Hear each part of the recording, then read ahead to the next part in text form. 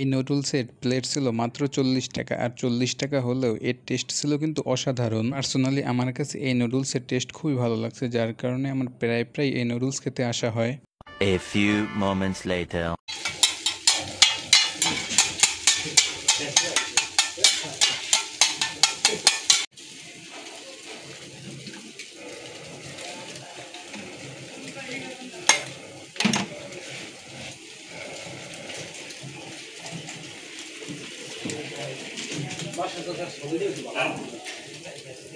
না না আমার ছবি নেবো না না, আপনার ছবি উঠেই না।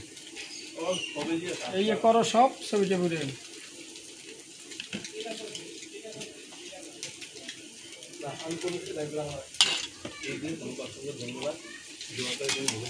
এই রিহার্সাল করতে আছে।